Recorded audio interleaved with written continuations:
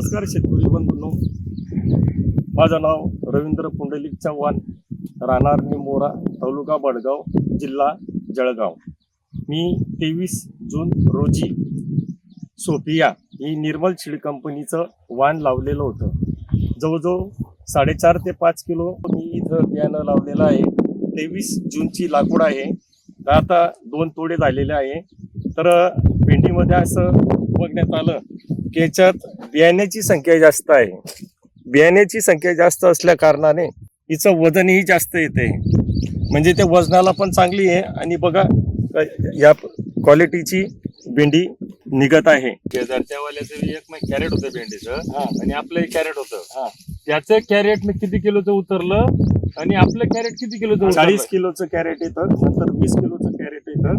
तर त्यांचं कॅरेट 35, 36, 38 असं येतं. आपलं कॅरेट जर मोजलं तेच कॅरेट सेम कंपनीचं असतं तर आपलं 43, 44 असं किलो. म्हणजे एका कॅरेट मागे कमीत कमी 5 ते 6 किलो भेंडी आपली जास्त आहे.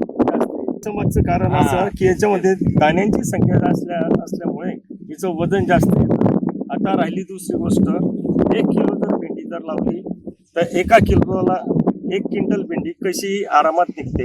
आता साधारणतः आम्ही 4 ते 4.5 किलो इथं बी लावलेलं आहे. म्हणजे आम्हाला अपेक्षित उत्पन्न 4 ते 5 क्विंटल एका तोड्या. म्हणजे आज जर भेंडी तोडली तर एका दिवसाने परत तोडल्या जाते. तर 4 ते 5 क्विंटल भेंडी आम्हाला अपेक्षित आहे. आणि साधारणतः आम्हाला 3,000चाही भाव मिळाला. मागे आता 40-45चे भाव चालू आहे, पण भाव चढ उतार कमी जास्त होत असतात. आम्हाला 30 रुपये किलो भाव मिळाला तर 4-4 20,000चा तोडा होऊ शकतो.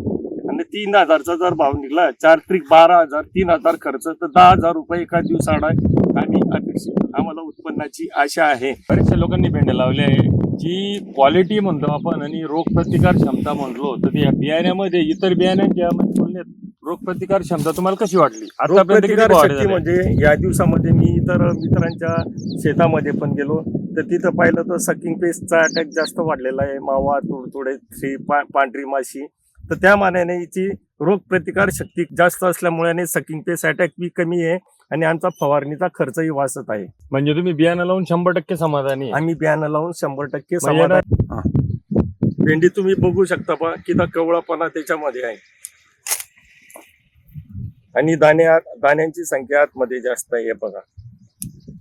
आणि पूर्ण डार्क ग्रीननेस पण आहे आणि फिंगर लेन्स मध्ये हे बघ तुम्ही भेंडीची क्वालिटी बघू शकता.